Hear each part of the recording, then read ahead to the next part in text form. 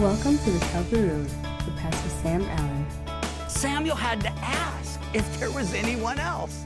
That means in Jesse's mind, David was not the least of those possible. He wasn't even a possibility.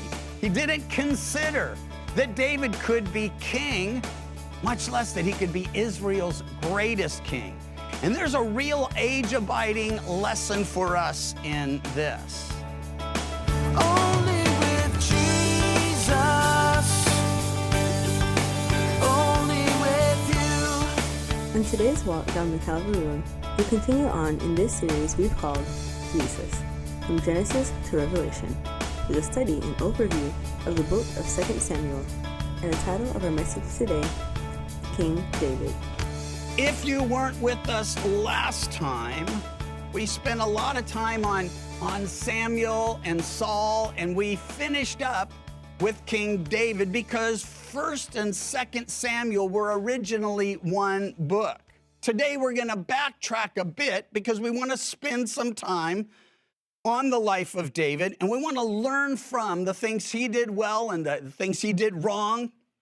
Well, here's a couple thoughts as we get into the study. Many today honor ambition, aggression, accomplishments, but God honors character, compassion, integrity, love for him and for others.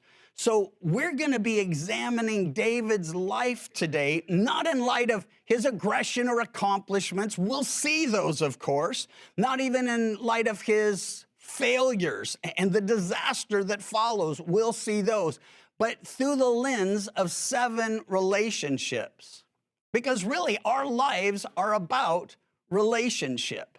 The first relationship that we have to consider is the most important relationship of all, and that's David's relationship to the Lord. It's not just true for David, it's true for each and every one of us. If you're not right with the Lord, you'll never be right with people. In fact, if you are right with the Lord, it's still hard to get along with people. I'm not saying everyone, but I think my pastor's wife, Kay, she used to call them God's sandpaper people. He puts them in our life to rub off the rough edges, and we all have them. Some of us have them at home in our own kids, or we have, found that difficult point in marriage where that perfect guy turned out not to be, or, that princess that we married, well, turns out to have a few flaws. Those issues are meant to change us, not just give us something to gripe about or complain about, but to make us people more like Jesus, who always did what was best for others. Well, no relationship is more important than our relationship with the Lord. Nothing's more important to God than your relationship with him, because every other relationship is impacted either positively or negatively by this one reality.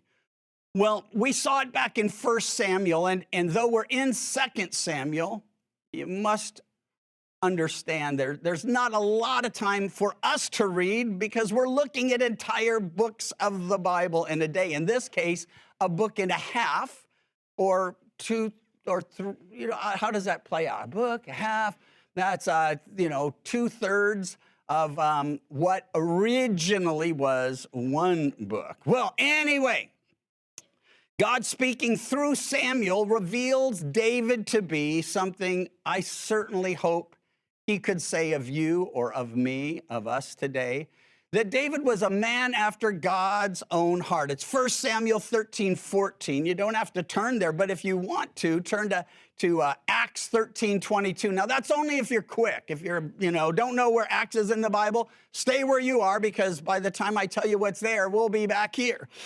But David's called a man after God's own heart. In Acts, the Apostle Paul, formerly named Saul, or originally called Saul, after Israel's first king, by the way, he says this as he's preaching and teaching. He raised up, speaking of God, David as king. to whom also he gave testimony and says, I found David the son of Jesse, a man after my own heart. And listen, he adds this, who will do my will. It's easy to say, I'm a man after God's own heart. The test will be, do I do his will? That's something that even people can see. See, God can see the heart. He reads the heart. He knows the heart. We'll read about it or at least consider it together in a moment. But people can only see what we do and hear what we say. They look at the look on our face. Remember the first time I was taking my little grandsons through the Bible, and we have one of those picture Bible. It's very helpful, right? And I'm telling the story, and my older grandson, Eli, he's really focused on the pictures in it, and he goes, why is that guy so mean? And it's like, whoever it was, I've drawn a pretty good characterization of someone in the Bible story.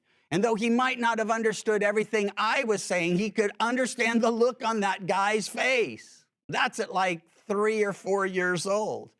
So get this, people read faces. Back when my boys were growing up, we used to call Pam, the face police, because she was always saying, hey, what's that look for? And we're like, what are you talking about? We can't see our face. Well, I see it and I don't like it. No, she was much nicer than that. Or was she? Well, anyway.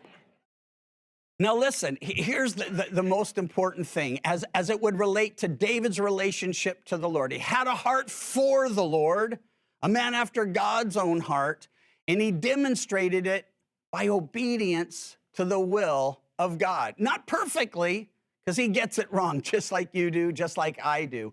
But the general direction of his life was one that was set to please God and please and bless other people. Second relationship was David's relationship to his family. And our closest human relationships are found in our family. And yet I've discovered that we're unable to see what God sees in each of us. Now, God had already rejected Saul from being king because Saul disobeyed the Lord. The Lord said, don't ever do this, and Saul did. And the Lord said, go do this, and Saul didn't. Saul is a character study and a guy that's truly convinced he's done what he's supposed to do, and he points to the evidence of his disobedience as the proof that he did it. That's a real problem, you see, when you've convinced yourself that you're right and everybody else, even God, happens to be wrong. Well, God sends Samuel to the house of Jesse to anoint the next king of Israel. Now, Saul's been told twice, I'm done with you. Thus says the Lord, your kingdom will not continue. And we're going to see Saul will do anything and everything to hang on to what God says is no longer rightfully his. He goes to the house, Samuel does, of Jesse, and he says, hey, I'm here to anoint the next king. And Jesse brings out Eliab, the firstborn, the eldest, hey, he's handsome and he's strapping and he looks at him and he says, this has got to be the one. And 1 Samuel 16:7, these you can track with me on. Turn back. I know you're in 2 Samuel. Turn back. 1 Samuel should be easy to find. It's right before 2 Samuel. 1 Samuel 16:7, the Lord said to Samuel, do not look at his appearance or at his physical stature, because I have refused him. For the Lord does not see as man sees, for man looks at the outward appearance, but the Lord looks on the heart. The Lord looks at the heart. So important. We can't see one another's hearts. That's why we can never judge another man's motives, because motivation is a thing of the heart. We can judge actions. We're to be fruit inspectors, because a good tree bears good fruit and a bad tree, bad fruit. Has to do with where that tree is rooted. And so here's the issue. one after another, Jesse parades his sons before Samuel. He brings 7 of them out. And he's like, nope, that ain't the one. Nope, he won't. Nope, he won't do. Nope, that's not the guy either. And finally, Samuel has to ask, is there anyone else? Jesse doesn't even think to send Eliab, or one of those who've already been told, you're not the guy, out to get little David, who he says, well, we have one more. He's David. He's just a little guy. He's a shepherd. He's the youngest. And so he says, well, could I at least meet him? And so they go and they bring David in. And the Lord tells them, he is the one. This is the one. Now get this. Samuel had to ask if there was anyone else. That means in Jesse's mind, David was not the least of those possible. He wasn't even a possibility. He didn't consider that David could be king, much less that he could be Israel's greatest king. And there's a real age-abiding lesson for us in this. We look at our kids, those of us who have them, and we judge them the same way he says not to judge anyone else, superficially. They're the runt of the litter, and we're like, oh, I don't know. I don't know what you'll be able to do. Or they're big and strapping, and they're like, well, I know what God's going to do through you. And we really don't know. We don't know what God's planned for them. We only know we're responsible to raise them up in the nurture and admonition of the Lord, to prepare them for the work that God's called them to do, and then to just pray for the Lord to reveal his plan for them. Well, I just jotted in my notes then, dads, moms, don't minimize the potential of those you're raising for the Lord.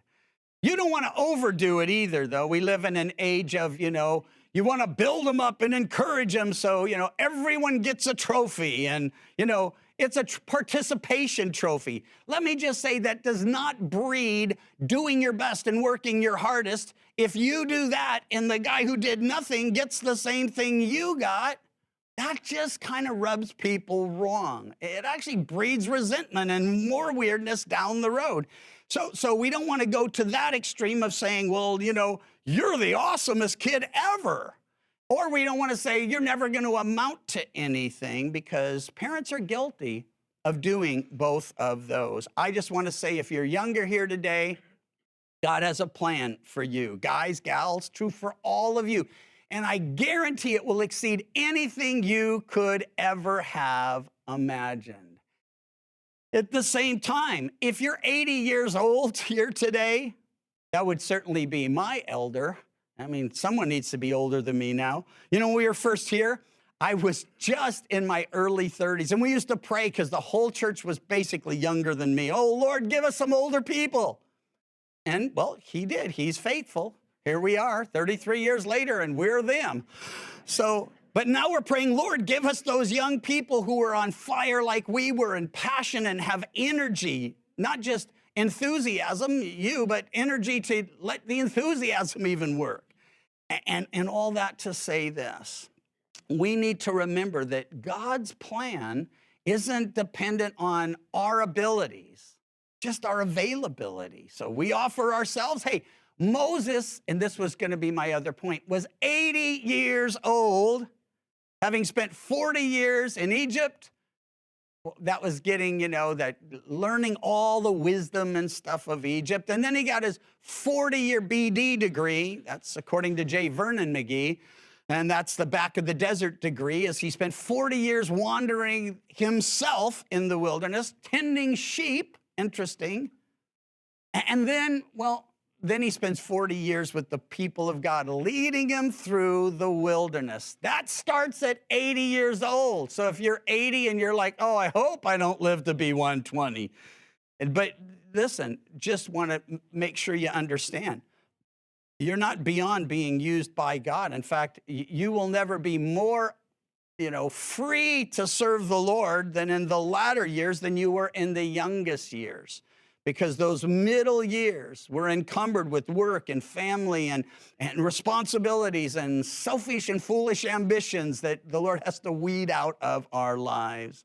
Well, anyway, God's plan, God's power, God's glory. I was talking to Lucas, or Pam and I were, he's our younger grandson. We were talking about the Yes team. We've been praying they'll move back up here. And we're like, if you guys move back up, you'll be able to be on the Yes team. And he's like, CCCTV. Is it CCTV or CCCTV? Who knows? 3 C's? Excellent, thank you. CCCTV. If you don't know what that is, you're really missing out. But you almost have to have kids to know, because, you know, it's part of the Yes team, youth excited and serving. And they do skits and film them, you know, their productions, some of the cutest and most wonderful things I've ever seen. We've watched them hundreds of times with our grandchildren.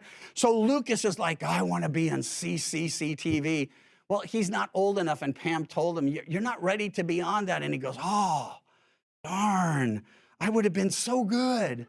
And then she looks at him and he goes, I'm really funny. And so anyway, that's true, by the way. But we don't want little Lou to grow up to be a legend in his own mind. We want him to be a man of God. First, a boy of God with a heart set on God. And then we want him to grow, and we want his brother Eli to be the same. Well, third relationship, David's relationship to Goliath.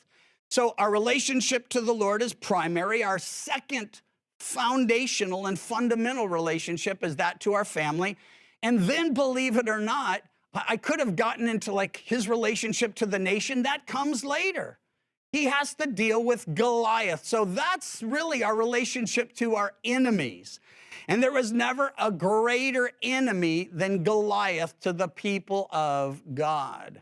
Many of you, most of you are familiar with that story, because if you went to Sunday school as a child and got away from it all, as I did, and so many have, you remember those early stories. Well, Goliath is the ultimate enemy. He is the literal giant. Intimidating, 9'6" they estimate he would have been. Can I just say, were he alive today?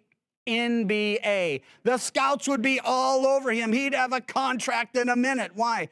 Because nobody could get by him, and he wouldn't even have to lift himself up to dunk. It would just be like, you know, if you could just get the ball to him, it's a done deal. But he wasn't looking to play. He was looking to dominate. And basically, he'd made a deal. Well, Israel was encamped, and the Philistine armies were there surrounding. And so basically what's going on is rather than have everybody fight and die, they sent out Goliath, and they said, just send out one guy. If he can take our guy, we'll submit to you. If our guy takes out your guy, you submit to us. That actually sounded like a better plan than everybody killing each other.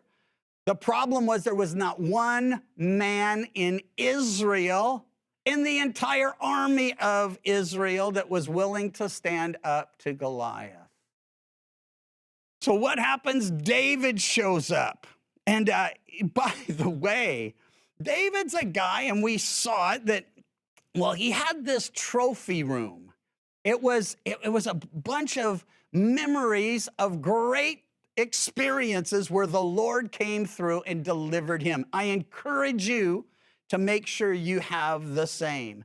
And what I'm talking about isn't a room full of, you know, the things you did for God or that you did in society or the things you did in school. And can I say, if you're 40 years old and you're still talking about that basket you made and the big game in high school, get over it. It's time to move on and figure out what you're supposed to be doing now. Greater things possible today. So here's where all of this goes. David had experiences with God, and if he took you into the trophy room, you'd see God's name was on every trophy. David had participated. He'd done some things he could have boasted and bragged about. But instead, let him who boasts, the scripture says, boast in the Lord. He was doing just that. We can read it together. Look, it's 1 Samuel 16. Oh no, 1 Samuel 17, so jump ahead just a little. Verse 34, and if you're like, how are we ever gonna get through 2 Samuel? Don't fear, it'll happen. 1 Samuel 17, because we're looking thematically, relationally at the life of King David. Well, David stands before Saul, and he says, I want to fight Goliath. And Saul looks at him and says, nah, that's not gonna work. You know, he's huge and you're not so much. And so listen, here's his response. It's a little further into verse 34 of 1 Samuel 17. Your servant used to keep his father's sheep, and when a lion or a bear came and took a lamb out of the flock, I went after it and struck it and delivered the lamb from its mouth. When it rose against me, I caught it by its beard and struck and killed it. Your servant has killed both lion and bear, and this uncircumcised Philistine will be like one of them, seeing he has defied the armies of the living God. If he stopped there, we'd be giving him the glory for what took place. We'd be like, man, David's the man. But he goes on to say in verse 37, and every one of our testimonies should always end here. Moreover, David said, the Lord who delivered me from the paw of the lion and from the paw of the bear, he will deliver me from the hand of this Philistine. And Saul said to David, go, and the Lord be with you. There's some other things that transpire. He tries to put on Saul's armor because he's like, you should wear my armor. But Saul remembers huge and David's little. So he's going to be like, I don't think I could even walk in this, much less fight. And by the way, he has no weapon, just a sling and a stone. It'll turn out to be enough. When he stands before Goliath, 1 Samuel 17:45, take a look. You come to me, he says, speaking to Goliath, with a sword and a spear and a javelin. But I come to you in the name of the Lord of hosts, the God of the armies of Israel, whom you have defied. This day, the Lord will deliver you into my hand, and I'll strike you and take your head from you. This day, I'll give the carcasses of the camp of the Philistines to the birds of the air and the wild beast of the earth. And then he goes on to say, this is why it's all going to happen, that all the earth may know that there's a God in Israel, big G, God with the big G, the true and living God, creator of heaven and earth. All the earth will know that there's a God in Israel. Then all this assembly shall know that the Lord does not save with sword and spear, for the battle is the Lord's, and he will give you into our hands. Listen, all of us will be faced with something in our lives, if it hasn't already happened, that will be so huge of a problem, we can't imagine how we're going to survive it. But if you have a trophy room like David, you remember, we went through this, and we went through this, and God was faithful there, and God delivered us here, and God came through here. Well, then we look at the next thing and we're like, hey, you know what? God got me through there. God will get me through here. God was faithful then. God will be faithful now. Why? He never changes. He's the same yesterday, today, and forever. Well, there's one other thing, and you should be aware of it. David takes out his sling as Saul's like standing there ready to go and trash talking. He takes out his sling and he puts a stone and he does that number and man, he gets him right in the forehead. There were very few places in that armor and with that helmet that he could have gotten him, but he got him in the perfect place and Saul fell over dead and David went and used Saul's, I said that last night too, and Rich Lang at least told me, so now I remember. You know what that's called? It's a Freudian slip. It's called projection. I'm thinking if I were David, I would have killed Saul. But it's not Saul, right? It's Goliath. And anyway, he takes Goliath's own sword and chops off Goliath's head with it. We're glad you could join us today on this walk on the Calvary Road. The Calvary Road is a ministry of Calvary Chapel Chico. You can visit our website at ccchico.com or download the CC Chico app to connect with us and to find more from Pastor Sam. You could also listen to the Calvary Road podcast by visiting thecalvaryroad.com. We hope to hear from you, and until next time, may the Lord bless your walk down the Calvary Road. And your grace